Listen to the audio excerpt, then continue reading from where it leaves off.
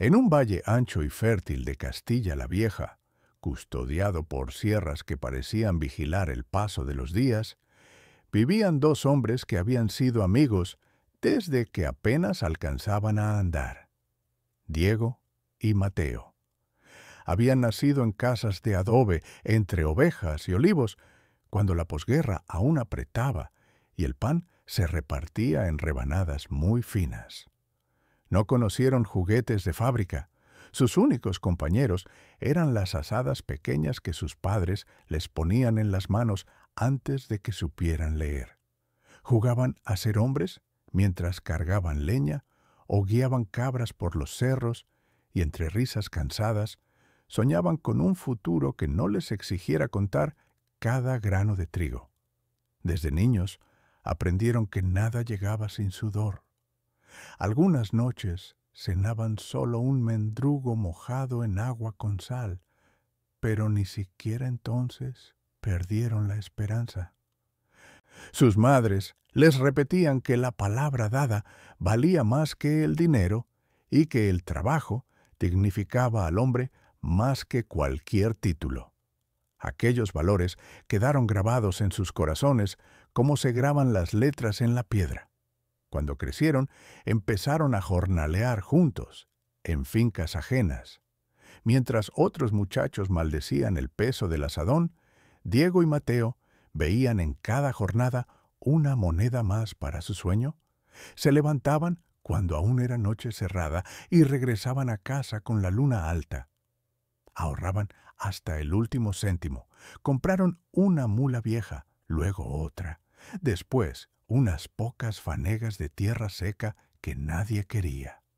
Con paciencia y callo en las manos, convirtieron aquellos barbechos en campos que daban trigo, cebada y algo de vino. A los 33 años ya eran dueños de sus propias haciendas, y la gente del pueblo los saludaba con respeto, porque el dinero no les había quitado la humildad. Al caer la tarde, solían reunirse bajo un roble centenario que había visto pasar generaciones. Allí, sentados en dos piedras planas, recordaban cuando compartían la misma corteza de pan y hablaban de lo que sería sus vidas. Los dos deseaban casarse y tener hijos, pero veían la paternidad de modo muy distinto. Una de aquellas tardes, Mateo rompió el silencio con voz decidida. «Diego, el día que tenga hijos no les va a faltar de nada. No quiero que pasen hambre ni que se rompan la espalda como nosotros. Les dejaré las tierras, el ganado, la casa grande. Todo lo que me ha costado tanto conseguir, se lo daré hecho para que vivan sin sufrir». Diego lo miró con calma, limpiándose el polvo de las manos en los pantalones. «Yo haré justo lo contrario, Mateo. No les dejaré ni un olivo. Les enseñaré a ganarse cada cosa con su esfuerzo. Prefiero que aprendan a construir su propio nombre antes que a vivir de la sombra del mío». Mateo frunció el ceño, incrédulo. «¿Eso no es crueldad? Un padre debe proteger a sus hijos, no lanzarlos al mundo como si fueran huérfanos». Diego sonrió apenas, sin ofenderse. «No es crueldad, amigo. Es amor consentido. Si les doy todo resuelto, les robo la oportunidad de hacerse fuertes. Prefiero que sufran un poco siendo niños a que la vida los haga sufrir de hombres».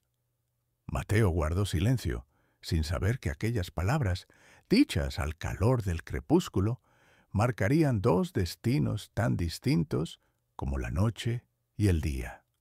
El viento movió las hojas del roble y, sin que ellos lo advirtieran, sembró la semilla de lo que años después sería una lección imposible de olvidar. Los años pasaron como pasan los ríos por el valle, sin ruido, pero cambiando el paisaje. Diego y Mateo se casaron casi al mismo tiempo. Diego con Isabel, una mujer de manos callosas y risa fácil, que había crecido ordeñando cabras. Mateo con Lucía, hija de un comerciante acomodado de la capital, que llegó al pueblo buscando aire puro y encontró marido. Las dos parejas levantaron sus casas a menos de 1 kilómetro la una de la otra, separadas tan solo por un camino de tierra y un arroyo que cantaba todo el año. A los 35 años, la cigüeña visitó primero la casa de Mateo. Nacieron 2 varones, primero Álvaro, luego Rodrigo, a los 2 años de diferencia. Mateo cumplió su promesa desde el primer llanto. Contrató a una nodriza para que Lucía no se cansara.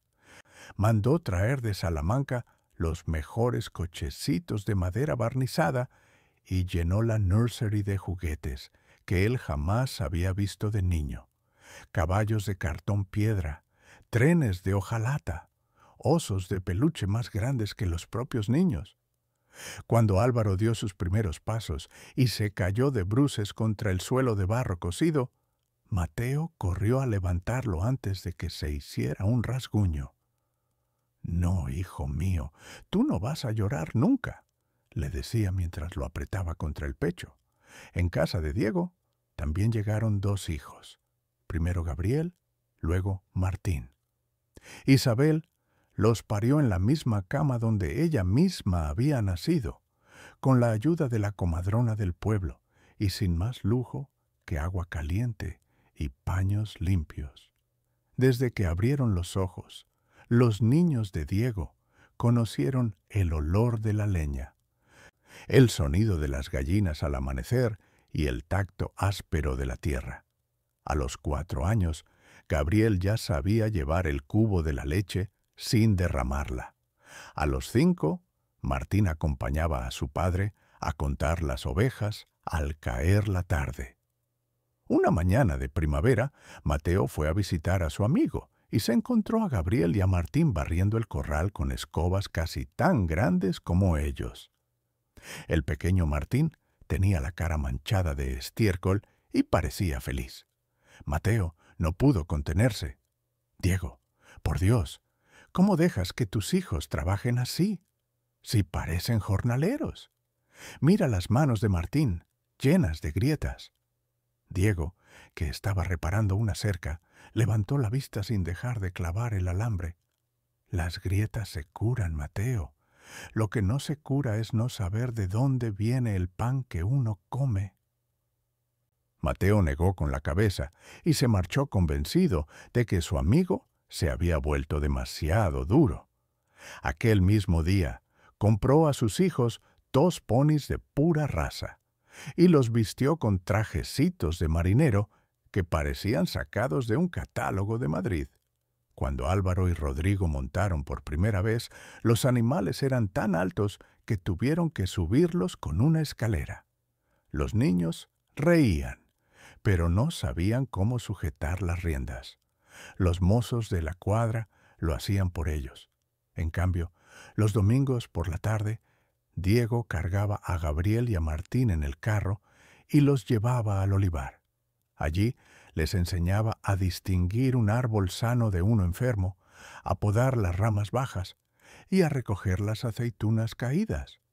Cuando terminaban, Isabel les daba un trozo de pan con aceite y un poco de azúcar, y los niños se sentaban bajo la sombra a comerlo despacio, sabiendo que aquello se lo habían ganado. Una noche, después de la cena, Mateo comentó con Lucía: «A veces no entiendo a Diego. Tiene dinero de sobra y obliga a sus hijos a trabajar como si fueran pobres». Lucía, que cosía junto al fuego, respondió sin levantar la vista: «Tal vez él cree que la pobreza de verdad no es no tener dinero, sino no saber qué hacer con las manos cuando no hay nadie que te lo dé todo». Mateo no contestó. En el fondo, una pequeña duda empezaba a asomarle, pero la ahogó pensando en las caritas felices de Álvaro y Rodrigo cuando abrían otro paquete de juguetes nuevos. «Yo les estoy dando lo que nunca tuve», se repetía. «Eso tiene que ser amor». Y así, mientras en una casa los niños aprendían a pedir y en la otra a agradecer, el valle seguía girando bajo el mismo sol, indiferente a las dos formas distintas de querer que crecían a la sombra del mismo roble. Los años se convirtieron en estaciones que llegaban y se iban sin pedir permiso. Los 4 niños crecieron como crecen los árboles, unos al resguardo del viento, otros enfrentando la tormenta. Álvaro y Rodrigo ya tenían 12 y 10 años. Eran guapos, altos para su edad, con la piel pálida de quien rara vez se quema bajo el sol de julio. Vestían ropa traída de la capital, zapatos que brillaban incluso cuando caminaban por el camino polvoriento y relojes de bolsillo que Mateo les había regalado para que aprendieran a ser puntuales. En casa, nunca se les pedía que recogieran la mesa, ni que se hicieran la cama, ni que alimentaran a los perros. Las criadas lo hacían todo, y si algo no estaba a su gusto, bastaba con alzar la voz o llorar un poco para que apareciera nuevo y mejor. En el colegio de los jesuitas de Salamanca, donde Mateo los había internado, sacaban notas justas, no porque fueran torpes, sino porque no veían motivo para esforzarse. Su padre siempre resolvía los problemas con dinero o con una carta al director. Una tarde de otoño, los 2 hermanos regresaron al pueblo en el coche de línea. Bajaron con maletas llenas de ropa sucia y de dulces que habían comprado en la ciudad. Al pasar por delante de la finca de Diego, vieron a Gabriel y a Martín, de 11 y 9 años, descargando sacos de abono del carro. Sudaban, tenían la cara ennegrecida por el polvo y reían mientras se empujaban entre sí para ver quién cargaba más peso. Álvaro soltó una carcajada burlona. «Mirad a esos 2, trabajando como mulas, mientras su padre tiene más tierras que nosotros. ¡Qué tacaño es el tío Diego!». Rodrigo, que ya imitaba las maneras de los señoritos de Salamanca, añadió con voz afectada: «Claro, hombre, un padre de verdad no deja que sus hijos se ensucien las manos. El nuestro sí sabe lo que es querer a sus hijos». Gabriel dejó el saco en el suelo, se limpió el sudor con el antebrazo y los miró sin enfado. «Vosotros tenéis cosas bonitas», dijo con calma. «Nosotros tenemos algo que no se compra. Saber que mañana podremos comer aunque nadie nos lo regale». Martín, más pequeño y con la lengua más rápida, añadió: «Y también sabemos montar a caballo sin que nos tenga que sujetar un mozo. ¿Vosotros sabéis?». Los hijos de Mateo se quedaron mudos. Nunca habían tocado las riendas solos. Los ponis los llevaban de paseo mientras un criado guiaba desde delante. Álvaro se puso rojo, masculló algo sobre paletos y tiró de su hermano para seguir caminando. Pero la semilla de la vergüenza ya había caído en terreno fértil. Aquella misma noche, en la cena de la casa grande, Mateo notó que sus hijos estaban callados. «¿Qué os pasa? ¿Os han castigado en el colegio?». Álvaro levantó la barbilla. «No, padre, es que hemos visto a los hijos de Diego trabajando como jornaleros y nos han dicho que nosotros no sabemos hacer nada útil». Mateo se rió con ganas. «¿Y qué queréis? ¿Romperos la espalda como ellos? Para eso están los que no tienen nada. Vosotros sois mis hijos. Vuestra misión es estudiar y luego administrar lo que yo os deje». Rodrigo intervino, vacilante. «Pero, ¿y si un día no hay nada que administrar?». La pregunta quedó flotando en el aire como una mosca molesta. Mateo la apartó con un gesto de la mano. «No digas tonterías. Mientras yo viva, nunca os faltará de nada. Y cuando yo falte, todo esto será vuestro». En la otra casa, más sencilla pero llena de voces y de olor a guiso, Diego escuchó el relato de sus hijos sin sorprenderse. «¿Y os han dolido sus palabras?», preguntó mientras partía el pan. Gabriel negó con la cabeza. No, padre, nos ha dado pena. Tienen muchas cosas y parecen pobres de espíritu. Diego asintió despacio. Recordad esto siempre. El que no aprende a servir de pequeño, acaba sirviendo de grande. Y mal. Ahora id a lavaros las manos, que la cena se enfría. Y así transcurrieron los días. En una casa se premiaba cada capricho. En la otra se premiaba cada esfuerzo. El valle miraba en silencio, sabiendo que el tiempo, más pronto que tarde, pondría a cada uno en su lugar. El verano en que Álvaro cumplió 18 años y Gabriel 17, el calor llegó tan fuerte que hasta las cigarras parecían cansadas de cantar. Los campos estaban dorados y resecos, y el arroyo apenas llevaba un hilo de agua plateada entre las piedras. En casa de Mateo se preparaba una gran fiesta para celebrar la mayoría de edad de su primogénito. Habían traído músicos de Salamanca, mandado matar 2 terneras y encargado barriles de vino de toro. Las invitaciones se repartieron hasta en los pueblos vecinos.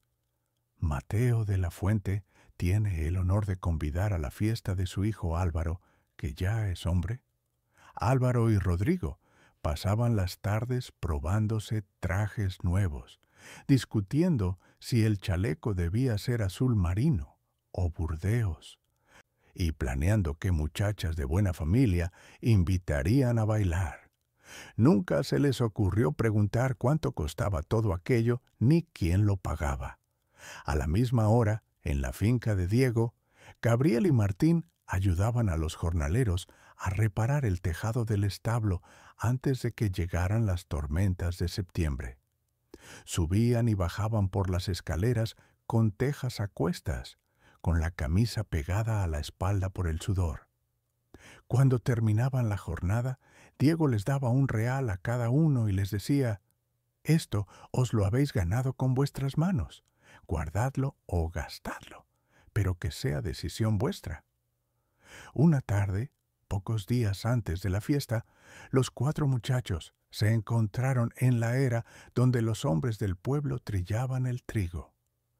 Álvaro y Rodrigo llegaron montados en 2 caballos alazanes que relucían como espejos. Gabriel y Martín iban a pie, con las albarcas llenas de polvo y una azada al hombro. Álvaro desmontó con aire de señorito y se acercó sonriendo de medio lado. «Oye, Gabriel, ¿tú y tu hermano vais a venir a mi fiesta? Os dejamos entrar por la puerta de servicio, no os preocupéis». Algunos jornaleros soltaron una risita contenida. Gabriel dejó la azada en el suelo y se limpió las manos en los pantalones. «Gracias por la invitación, Álvaro, pero ese día tenemos que terminar de emparrar la viña nueva. Además», añadió con voz tranquila, «a nosotros nos gusta entrar por la puerta que abrimos con nuestro trabajo». Martín, que ya medía casi lo mismo que su hermano mayor, soltó una carcajada limpia. «Y si queremos bailar, bailaremos con las muchachas que saben quiénes somos de verdad, no con las que solo miran la ropa». Rodrigo se puso colorado de rabia. «¿Qué sabréis vosotros de muchachas, si no tenéis ni un traje decente?» Gabriel se encogió de hombros. «El traje se lava, Rodrigo. El carácter no». Los hijos de Mateo se marcharon al galope, levantando una nube de polvo que tardó en bajar. Los jornaleros, que habían escuchado todo, miraron a Gabriel y a Martín con una mezcla de orgullo y ternura. Uno de los más viejos, que había conocido a Diego de niño, murmuró: «Ese par vale más que todo el oro que gaste Mateo en una noche». La fiesta fue tal como Mateo había soñado. Luces de colores, mesas cargadas de jamones y dulces, mujeres con mantilla y hombres con sombrero cordobés. Álvaro bailó hasta el amanecer, bebió más vino del que debía, y al final de la noche vomitó detrás del pozo, mientras su padre lo sostenía por los hombros. Riendo nervioso y diciendo a los invitados: «Cosas de la juventud, cosas de la juventud». Al día siguiente, Álvaro despertó con la cabeza partida y el estómago revuelto. Encontró a su padre contando dinero en el escritorio para pagar las facturas de la fiesta. «¿Cuánto ha costado todo esto, padre?». Mateo levantó la vista, sorprendido de la pregunta. «Bastante. Pero, ¿qué importa? Era tu noche, hijo. Tú lo vales». Álvaro se quedó callado. Por primera vez sintió algo parecido a la vergüenza. En la otra casa, Gabriel y Martín terminaron de emparrar la viña al caer la tarde. Cuando bajaron del carro, Diego les entregó un sobre a cada uno. «Abridlo». Dentro había un papel escrito a mano. «Con el dinero que habéis ganado este verano, os he abierto una cuenta en la caja de ahorros. Es poca cosa todavía, pero es vuestra. Nadie os la va a regalar, ni nadie os la va a quitar». Gabriel leyó en voz alta, miró a su padre y sin decir palabra lo abrazó con tanta fuerza que casi lo levanta del suelo. Martín tenía los ojos llenos de lágrimas y no se avergonzaba de que se le vieran.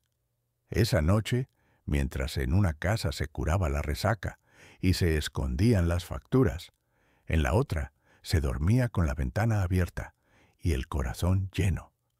El mismo valle, la misma luna, dos mundos que ya nunca podrían mirarse de la misma manera.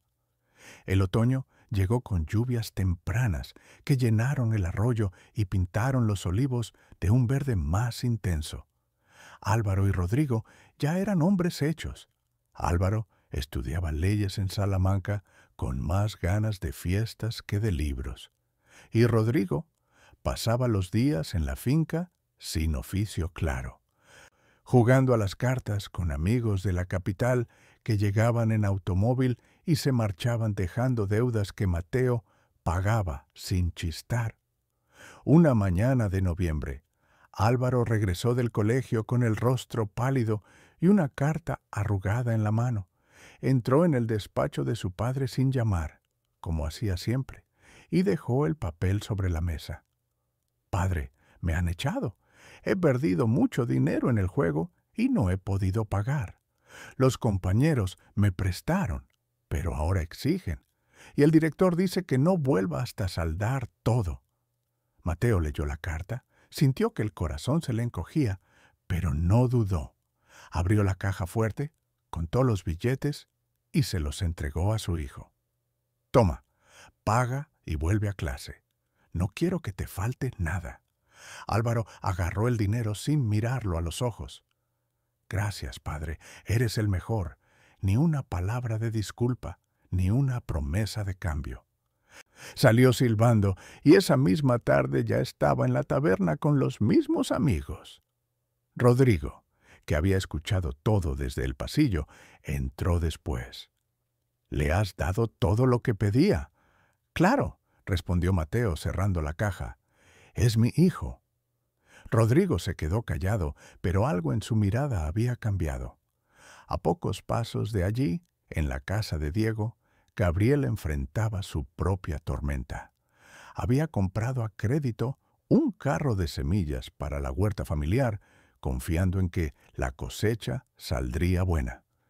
Pero una helada tardía quemó la mitad de los plantones, y ahora el proveedor exigía el pago. Gabriel llegó a la mesa con la factura en la mano y la voz firme, aunque temblaba por dentro. «Padre, debo esta cantidad. Es culpa mía por no prever el frío. No te pido que lo pagues. Solo quiero consejo para salir de esto». Diego dejó el cuchillo con el que cortaba el pan y miró a su hijo a los ojos. «La deuda es tuya, Gabriel. También lo es la fuerza para pagarla. Trabajarás las tardes con los albañiles del pueblo hasta que liquides el último céntimo. Yo no moveré un dedo. Si caes, te levantas solo. Así se hace hombre uno». Gabriel bajó la cabeza un instante. Sintió el peso de las palabras como una losa, pero luego asintió. «Entiendo, padre. Gracias por enseñarme. Esa misma tarde ya estaba cargando sacos de cemento en la obra de la plaza. Llegaba a casa de noche, con las manos llenas de ampollas y la espalda dolorida, pero cenaba con apetito y dormía sin pesadillas. Martín, que lo veía todo, se acercó una noche a su hermano mayor mientras se quitaba las botas. ¿No te da rabia que padre no te ayude? Gabriel sonrió cansado. Al contrario, si me lo pagara, mañana volvería a equivocarme. Ahora sé que no lo haré nunca más. Prefiero llorar un poco hoy a que la vida me haga llorar mañana. Mateo, que no podía evitar enterarse de lo que pasaba en el pueblo, se encontró con Diego en la cooperativa una mañana. Oye, amigo, he oído lo de Gabriel. Si necesitas dinero para sacarlo del apuro. Diego negó con la cabeza.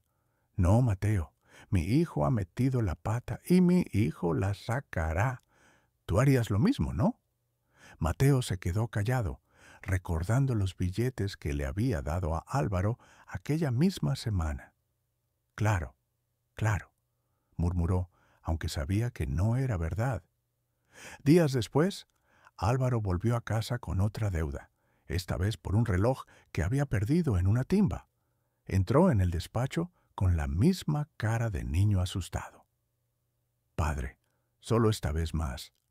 Mateo abrió la caja, pero esta vez sus manos temblaron. Hijo, ¿no ves que esto no puede seguir así? Álvaro se enfadó. ¿Ahora vas a sermonearme como el tío Diego? Tú siempre has dicho que nos darías todo. Si no me ayudas, es que nunca me has querido. Mateo sintió que el mundo se le venía encima. No soportó la mirada de su hijo y terminó entregándole el dinero. Toma, pero prométeme que será la última vez. Álvaro lo agarró y se marchó sin prometer nada. En la otra casa, Gabriel pagó la última peseta de su deuda una tarde de diciembre.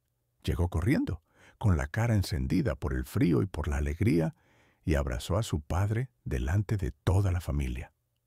«Está saldado, padre, todo».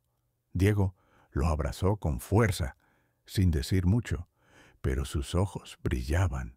Isabel sirvió chocolate caliente y Martín levantó su taza como en un brindis. Por los hombres que se levantan solos. Aquella noche, mientras en una casa se contaba el dinero que faltaba y se evitaban las miradas, en la otra se reía alrededor de la mesa y se planeaba la siembra del año nuevo. El valle, cubierto de escarcha, guardaba silencio, pero ya empezaba a susurrar que el tiempo de las consecuencias había llegado. Los años siguientes fueron como un río que se parte en dos. Uno corre tranquilo y ancho, el otro se precipita entre piedras y remolinos. Álvaro terminó las leyes sin pena ni gloria, con un título comprado más con dinero que con exámenes. Regresó al pueblo pensando que ya era alguien importante. Mateo le puso un despacho en la casa grande, con placa de latón en la puerta. Álvaro de la Fuente, abogado. Pero los clientes apenas llegaban. El muchacho prefería pasar las mañanas en la tertulia del casino y las tardes en las ferias de ganado, donde se jugaba el dinero de su padre a las cartas y a los caballos. Rodrigo, que nunca había encontrado su lugar, se dejó llevar por los mismos amigos. Compraba automóviles que estrellaba a las pocas semanas. Organizaba fiestas que duraban 3 días y firmaba letras en Salamanca que luego Mateo tenía que avalir. La caja fuerte empezó a vaciarse más rápido de lo que entraba el dinero. Las tierras seguían dando, pero ya no bastaba. Mateo despedía jornaleros para ahorrar, vendía parcelas pequeñas, hipotecaba otras. Por las noches, solo en su despacho, contaba billetes y sentía que el aire le faltaba. Una vez, con la voz ronca, le dijo a Lucía: «No entiendo dónde me equivoqué. Todo lo que hice fue por ellos». Lucía, que ya tenía canas y los ojos cansados, respondió bajito. Les diste todo, menos lo único que no se puede comprar: carácter. En la finca de Diego, la vida seguía otro compás. Gabriel, a los 24 años, se había hecho cargo de la mayor parte del trabajo. Había comprado 2 parcelas colindantes con el dinero que ahorró de sus jornales y de la venta de aceite. Martín estudiaba perito agrícola en Valladolid, pero volvía cada fin de semana para ayudar y para aprender de su hermano. Los domingos, después de misa, los 3 hombres, Diego y sus 2 hijos, se sentaban bajo el roble a hablar de rendimientos, de precios y de la nueva prensa que querían instalar. Nunca faltaba una broma, nunca sobraba una queja. Una mañana de marzo, Mateo fue a ver a Diego. Lo encontró arreglando el cercado del corral de las ovejas. «Amigo, necesito hablar contigo», dijo Mateo sin bajar del caballo. Diego dejó el martillo y se acercó limpiándose las manos. «Habla, que te escucho». Mateo respiró hondo. «Álvaro y Rodrigo me están arruinando. Ya no sé cuántas veces les he pagado deudas. La otra noche, Álvaro llegó borracho y me gritó que si no le daba más dinero, se marchaba a América y nunca volvería. Yo le di lo que pedía. Otra vez. Se le quebró la voz. Dime qué hacer, Diego. Tú siempre tuviste razón y yo no quise escuchar». Diego se quedó callado un rato, mirando el horizonte. Luego habló despacio. «Mateo, el árbol que creció torcido ya no se endereza tirando de las ramas. Ahora solo queda una cosa: dejar de regarlo con dinero. Si siguen teniendo agua fácil, nunca aprenderán a buscarla solos. Cierra la caja, amigo. Aunque te odien hoy, es la única forma de que mañana puedan respetarte y respetarse». Mateo negó con la cabeza, los ojos llenos de lágrimas. «No puedo. Me da miedo perderlos para siempre». Diego puso la mano en su hombro. «Los estás perdiendo igual, pero más despacio y con más dolor. Un padre que no sabe decir no a tiempo acaba convertido en criado de sus propios hijos». Mateo se marchó cabizbajo. Aquella noche reunió a Álvaro y a Rodrigo en el comedor. Intentó hablar con firmeza. «A partir de hoy, cada uno se busca la vida. No habrá más dinero sin trabajar». Los 2 hijos lo miraron como si hubiera hablado en otro idioma. Álvaro soltó una risa amarga. «¿Ahora te pones duro? ¿Después de toda la vida dándonos todo? No cuentes conmigo para hacer el payaso en el campo, como los hijos de Diego». Rodrigo añadió con desprecio: «Si no nos das lo nuestro, nos iremos y no volverás a vernos». Mateo sintió que el corazón se le partía en 2. Al día siguiente, la caja fuerte volvió a abrirse. Los billetes salieron otra vez hacia manos que no sabían agradecer. En la otra casa, Gabriel y Martín brindaban con vino de su propia cosecha, porque acababan de cerrar la venta de 100 arrobas de aceite al mejor precio del año. Diego levantó su vaso y dijo simplemente: «Por los hombres que no necesitan que les den nada porque ya saben ganarlo todo». Y fuera, el viento del valle soplaba frío, llevando la noticia de que el tiempo de pagar las cuentas, de una forma o de otra, ya estaba muy cerca. El invierno de aquel año llegó temprano y duro. Una helada negra quemó los olivos tiernos y el precio del trigo cayó tanto que apenas cubría la semilla. En el pueblo empezaron a hablar en voz baja de que la hacienda de Mateo de la Fuente ya no era lo que había sido. Una mañana de enero, un alguacil llegó a caballo con un papel sellado: embargo de la finca del Pradillo, la mejor pieza de regadío, porque Mateo no había podido pagar la hipoteca que firmó para cubrir las deudas de Rodrigo en Salamanca. Cuando el hombre se marchó, Mateo se quedó mirando el papel como si fuera una sentencia de muerte. Lucía lloró en silencio en la cocina. Las criadas ya habían sido despedidas semanas atrás. Esa misma tarde, Álvaro y Rodrigo entraron en el despacho. Álvaro llevaba un abrigo nuevo de paño inglés y olía a colonia cara. «Padre, necesito dinero. Me han invitado a una cacería en Ciudad Real y no puedo ir sin un traje decente y sin cubrir la apuesta». Rodrigo añadió con la misma cara de siempre: «Y yo tengo que pagar el taller del automóvil. Lo choqué contra un carro, pero no fue culpa mía». Mateo los miró como si los viera por primera vez.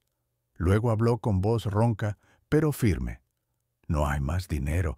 La finca del Pradillo se pierde la semana que viene. Si queréis cacerías y automóviles, buscad trabajo». El silencio fue tan denso que se podía cortar. Álvaro soltó una risa seca. «¿Trabajo?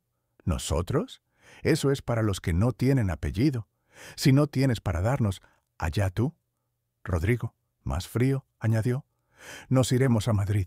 Allí hay amigos que nos recibirán, y cuando te mueras, ya veremos quién se queda con lo poco que quede».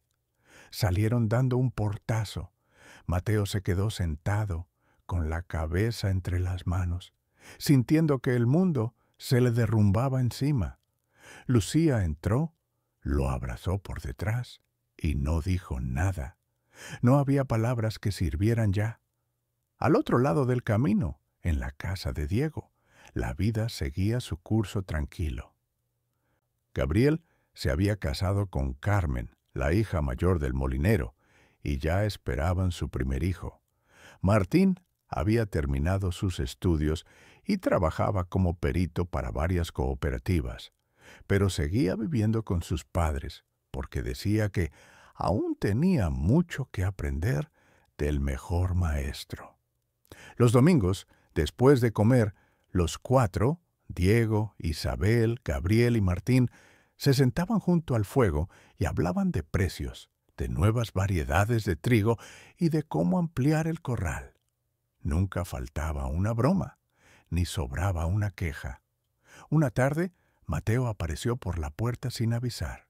Venía a pie, envuelto en un abrigo viejo que ya no le calentaba. Diego lo vio llegar desde la ventana y salió a recibirlo. «Pasa, hombre, hace frío». Se sentaron junto a la chimenea. Mateo habló sin levantar la vista del suelo. «Se han ido, Diego, los dos.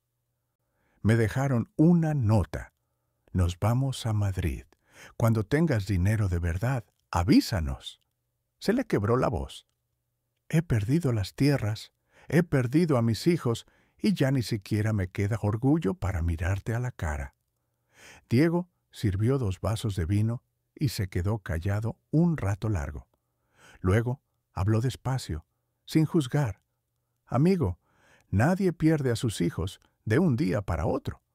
Los vas perdiendo desde el primer juguete que les compraste para que no lloraran, desde la primera vez que les resolviste un problema que ellos mismos crearon. El daño está hecho, pero aún respiras. Y mientras haya vida, hay posibilidad de remedio». Mateo levantó la mirada, con los ojos llenos de lágrimas. «¿Remedio? Ya no tengo nada que darles». «No se trata de darles, Mateo. Se trata de que dejen de tomar. Cierra la puerta de una vez. Si algún día vuelven, que sea porque quieren verte a ti, no tu dinero. Y si no vuelven, al menos habrás recuperado tu dignidad». Mateo asintió despacio, como si las palabras le pesaran. Se quedó hasta que se hizo de noche. Cuando se marchó, Diego lo acompañó hasta la cancela. «Cuando quieras hablar, aquí estoy», le dijo simplemente. Aquella noche, por primera vez en muchos años, Mateo durmió sin sueños. Y aunque el frío entraba por las rendijas de la casa grande, algo dentro de él empezó a calentarse otra vez. Una chispa pequeña, casi apagada, pero viva aún. El valle, cubierto de escarcha, miraba en silencio. Sabía que la primavera siempre llega, pero también sabía que algunas heridas tardan más en cerrar que otras estaciones. Pasaron 2 años, que parecieron 20. Mateo vendió lo que quedaba vendible: la casa grande, la mitad del ganado, los muebles antiguos que habían sido de su suegro. Con lo poco que sacó, pagó las deudas más urgentes y se quedó con una casita de 2 cuartos al final del pueblo, la misma donde había nacido su madre. Allí se instaló con Lucía, sin criados, sin lujos, sin nadie que le abriera la puerta.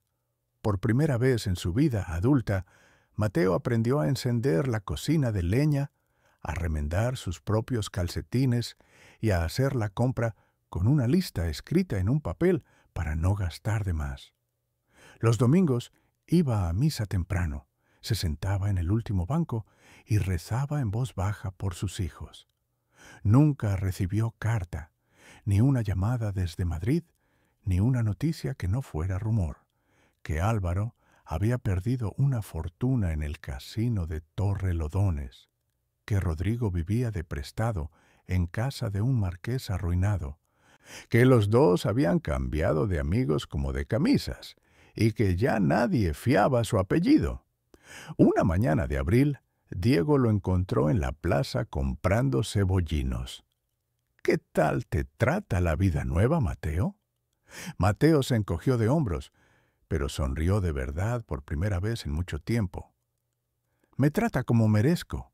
Me levanto a las 6, ayudo al herrero 3 días a la semana, y los otros 2 arreglo los bancales de la viuda Anselma. Gano poco, pero duermo mucho, y nadie me pide nada al llegar la noche». Diego le puso la mano en el hombro. «Ven a comer el domingo. Isabel ha hecho arroz con conejo y quiere verte». Mateo aceptó. Aquel domingo, cuando entró en la casa de su amigo, lo primero que vio fue a Gabriel jugando en el corral con su hijo pequeño, un niño moreno que ya gateaba entre las gallinas. Martín llegaba del campo con Carmen, la mujer de Gabriel, cargando una cesta de tomates. La mesa estaba puesta con manteles de hule y platos desparejados, pero olía a hogar de verdad. Durante la comida, nadie mencionó el pasado. Hablaron de la sequía, del precio del aceite, de que Martín y su novia pensaban casarse en septiembre. Al terminar, mientras tomaban café en el porche, Mateo miró a los muchachos y dijo con voz serena: «Nunca os lo he dicho, pero sois lo mejor que ha parido este valle. Vuestro padre tuvo razón y yo fui ciego». Gabriel negó con la cabeza. «Usted también nos enseñó algo, don Mateo. Nos enseñó lo que no queríamos ser». Mateo sintió que los ojos se le humedecían, pero esta vez no de dolor. Los meses siguieron pasando. Un día de octubre, un coche negro y polvoriento se detuvo frente a la casita de Mateo. De él bajaron Álvaro y Rodrigo, más flacos, con la ropa gastada y la barba de varios días. Llamaron a la puerta con los nudillos, no con la arrogancia de antes. Mateo abrió y se quedó mirándolos sin hablar. Álvaro carraspeó: «Padre, nos hemos quedado sin nada. Nos han echado del piso, los amigos han desaparecido y no sabemos dónde ir». Rodrigo no levantaba la vista del suelo. «Podemos dormir en el pajar si hace falta. Solo queremos volver a casa». Mateo los observó un largo rato. Luego habló con voz firme, pero sin crueldad: «Esta es mi casa ahora, y aquí no entra quien no traiga respeto. Si queréis quedaros, trabajaréis. Mañana a las 5 os quiero en el campo del tío Diego ayudando a vendimiar. Os pagará el jornal como a cualquier otro. Con eso comeréis y dormiréis bajo este techo. Si no os parece bien, la puerta está abierta». Los 2 hermanos se miraron. Álvaro abrió la boca para protestar, pero algo en la mirada de su padre, una mirada que ya no temblaba, lo hizo callar. Rodrigo fue el primero en asentir. «Está bien, padre. A las 5 estaremos». Aquella noche durmieron en el suelo del desván, sobre colchones viejos, sin quejarse. Al día siguiente, antes de que cantara el gallo, ya estaban en pie. Cuando llegaron al viñedo de Diego, Gabriel y Martín los recibieron sin burla y sin lástima. Les dieron una tijera a cada uno y les señalaron la fila. Aquí se vendimia de sol a sol. El que no corta, no come. Álvaro y Rodrigo trabajaron en silencio. Les dolieron las manos, les ardieron los hombros, se les llenaron los zapatos de tierra. Al mediodía, Isabel les llevó un cántaro de agua y un trozo de pan con queso. Álvaro lo tomó con las 2 manos temblorosas, y por primera vez en su vida dijo «gracias», sin que nadie se lo pidiera. Cuando cayó la tarde, Diego se acercó a Mateo, que los miraba desde la linde. «Tienen las manos destrozadas, pero han terminado la fila. Mañana vendrán otra vez». Mateo asintió con la garganta apretada. «Gracias por darles trabajo, amigo». «No se lo doy por ellos», respondió Diego. «Se lo doy por ti, porque sé lo que cuesta empezar de nuevo». Y así, bajo el sol de octubre, 4 muchachos vendimiaban juntos. 2 que habían aprendido a trabajar desde niños y 2 que empezaban a aprender demasiado tarde. El valle los miraba sin juzgar, porque sabía que aún no estaba escrita la última palabra. El tiempo, que nunca se detiene, fue curando heridas y poniendo a cada uno en su sitio. Álvaro y Rodrigo cumplieron la palabra. Se levantaban antes del alba, vendimiaban con Diego, cargaban sacos de aceituna y, cuando terminaba la campaña, ayudaban al herrero o arreglaban tejados. Las manos se les endurecieron, la espalda dejó de quejarse y el sueño llegó profundo y sin culpas. Al principio hablaban poco. Les daba vergüenza mirar a la cara a Gabriel y a Martín. Pero los hijos de Diego no guardaban rencor. Les enseñaban a podar sin cortar la madera viva. Les prestaban la navaja cuando se les rompía la suya y al acabar la jornada compartían el cántaro de vino como si siempre hubieran sido compañeros y no primos, que se miraron por encima del hombro. Una noche de diciembre, después de cenar, Mateo reunió a sus hijos en la cocina de la casita. El fuego crepitaba abajo y la única luz era la de una lámpara de petróleo. «Quiero deciros algo», empezó, con voz más firme que nunca. «Lo que habéis hecho estos meses no borra los años que me quitasteis la paz, pero sí me ha devuelto la esperanza. Seguiréis trabajando y ahorrando. Cuando tengáis lo suficiente, os daré la mitad de lo que queda de la tierra de mi madre.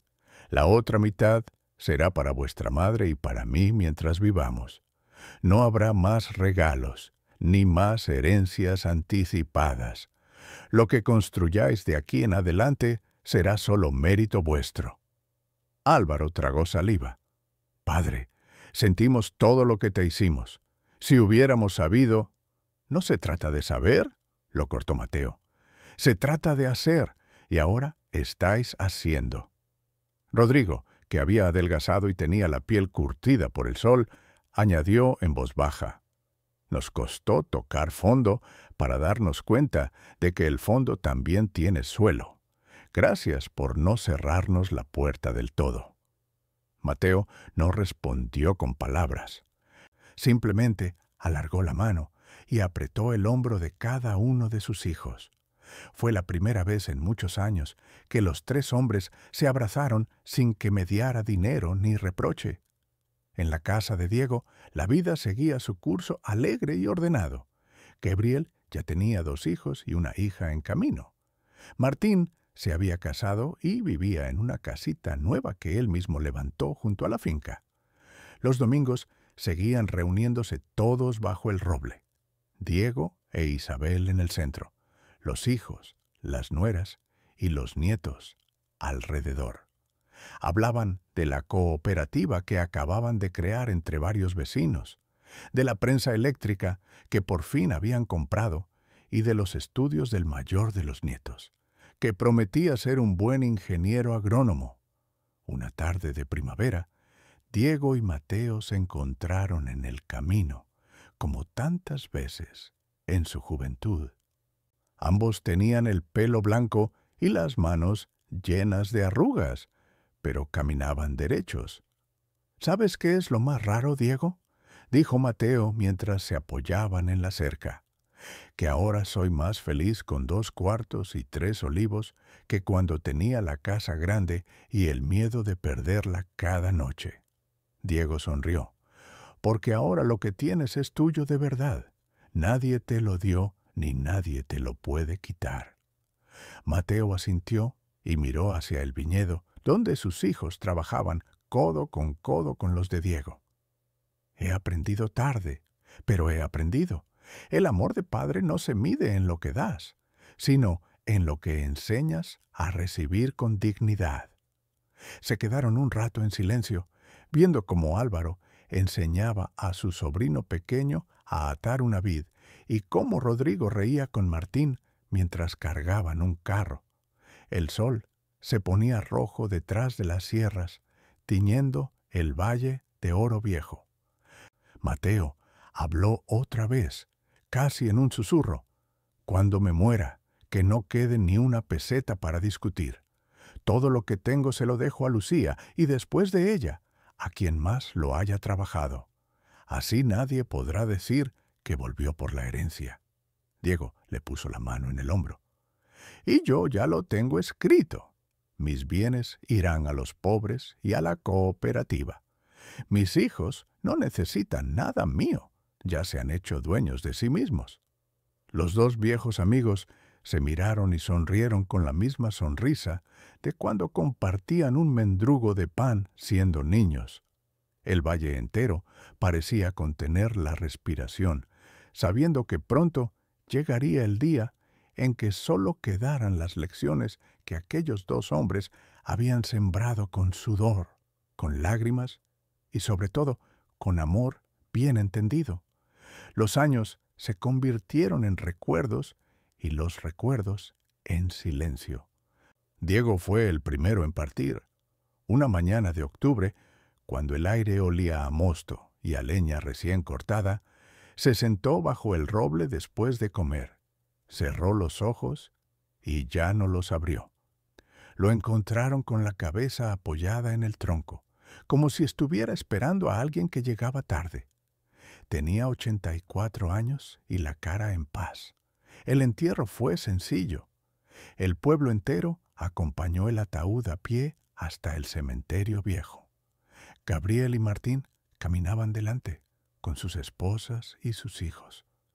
Nadie lloró con desgarbo. Lloraron despacio, como quien pierde a un maestro más que a un padre. Cuando bajaron la caja, Gabriel habló por los 2. Nos deja sin tierras ni dinero, pero nos deja de pie. Eso es más herencia que cualquier fortuna.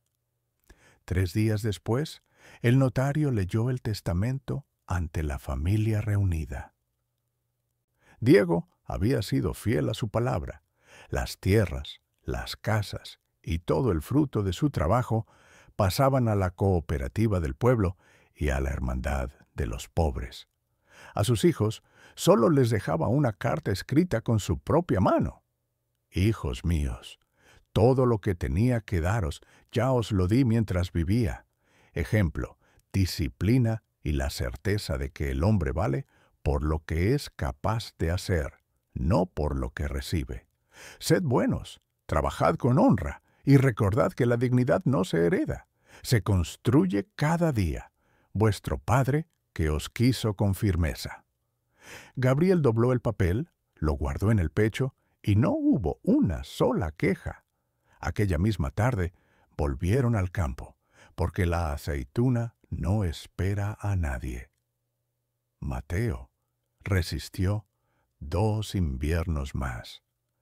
La casita del final del pueblo se llenó de nietos que corrían entre las piernas de Lucía y que llamaban abuelo al hombre que ahora se levantaba a las 5 para abrir la panadería del pueblo y ganar su jornal. Álvaro y Rodrigo ya no eran muchachos, tenían las manos callosas, mujeres que los querían de verdad y 3 niños cada uno que aprendían desde pequeños a recoger sus juguetes y a dar las gracias. Una noche de marzo, Mateo sintió que le faltaba el aire. Llamó a sus hijos y les pidió que lo sentaran en la puerta mirando al valle. Lucía le sostenía la cabeza. Álvaro y Rodrigo estaban a sus pies. «No os pido perdón», dijo con voz débil pero clara. «El perdón ya me lo habéis dado con cada día que trabajasteis a mi lado. Solo quiero que sepáis que los últimos años han sido los mejores de mi vida. Aprendí tarde, pero aprendí. El amor más grande no es el que da todo, sino el que enseña a vivir sin necesitar que te lo den». Después miró a lo lejos, hacia la finca de Diego, y sonrió. «Dile a tu amigo que al final tuvo razón». Cerró los ojos y se fue tan suavemente como se apaga una vela cuando ya no queda cera. El testamento de Mateo fue aún más breve que el de Diego. «Todo lo mío es de mi mujer mientras viva. Después, que se reparta entre quienes más lo hayan trabajado, sin distinción de sangre, que nadie pueda decir que volvió por dinero». Álvaro y Rodrigo leyeron el papel, se miraron y asintieron. No hubo disputa, ni una mala palabra. Aquella misma semana plantaron un olivo nuevo en la puerta de la casita, en memoria de los 2 viejos amigos. Con los años, los hijos de ambos se mezclaron como siempre debió ser. Trabajaban juntos la tierra, compartían la cooperativa, educaban a sus niños con la misma mezcla de firmeza y cariño que habían visto en Diego y al final también en Mateo. En el valle quedó una sola lección repetida de boca en boca, de padre a hijo, de generación en generación. El amor que todo lo da debilita. El amor que enseña fortalece. No se trata de dejar herencia, sino de dejar ejemplo. Y bajo el viejo roble que aún sigue en pie, cuando cae la tarde y el viento mueve las hojas, a veces parece que se oyen 2 voces conocidas hablando de pan duro, de sudor y de lo que de verdad vale una vida.